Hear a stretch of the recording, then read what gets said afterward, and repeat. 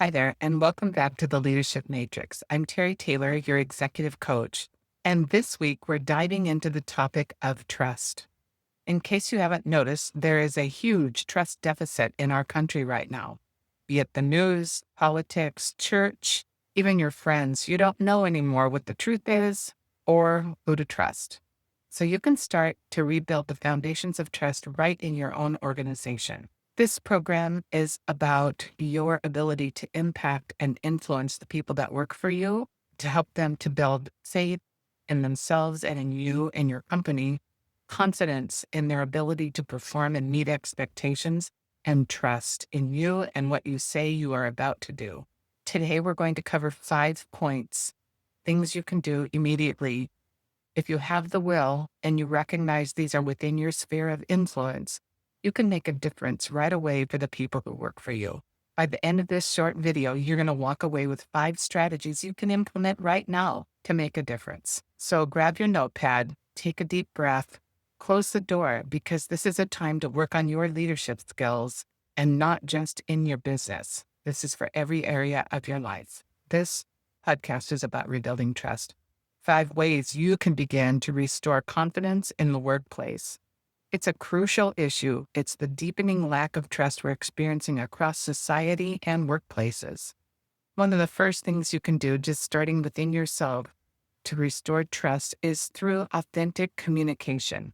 When you can be transparent and clear and honest, people begin to feel safety. The more you can work on your message ahead of time, that you can be as clear and crisp and clean as you can be in your communication and honest, the more trust you'll build with your employees. Similarly, consistency and reliability in the environment is another important feature you have control over. When you maintain consistency between what you say you're going to do and what you actually do, the actions you take, people feel like they can predict what's going to happen.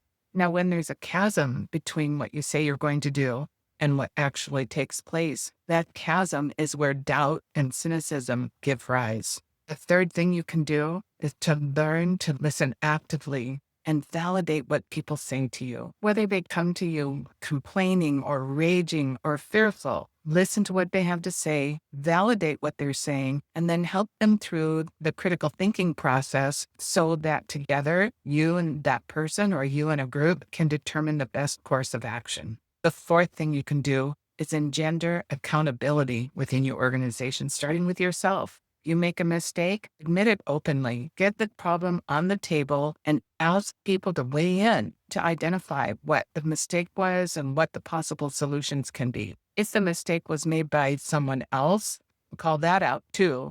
Do it in a way that is not blaming or finger pointing. Do it with them in partnership to help them identify what the mistake was, what the potential solutions are, and get the brainstorming session to happen so that people feel ownership and can participate in solving the problem. The fifth thing you can do, and all of these are equally important, is to empower your team by trusting them with autonomy and meaningful responsibilities. Now, delegation is an art. You have to be very clear about what you're delegating, to whom, what their role is, what the scope of their authority is, where you need to be consulted for a decision, and how you can let it go.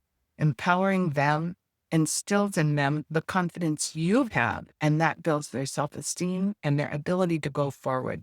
So wrapping up the 5 points, authentic communication, consistency and reliable environments, empathy and understanding, accountability and empowerment. Now, I'm not saying you can snap your fingers and implement all of this immediately. You might need some help. Let's face it, these 5 points are easy to understand, but not necessarily easy to implement. Some things are pretty simple, but they're not very easy. And if you need some help, or if you're ready to deepen your leadership impact, drop a comment or direct message me, and I'll get us set up for an online call. Or if you know you're ready, you can click the link and schedule a call, and we'll talk right away. We'll talk about the leadership matrix or private coaching and consulting and see what's right for you.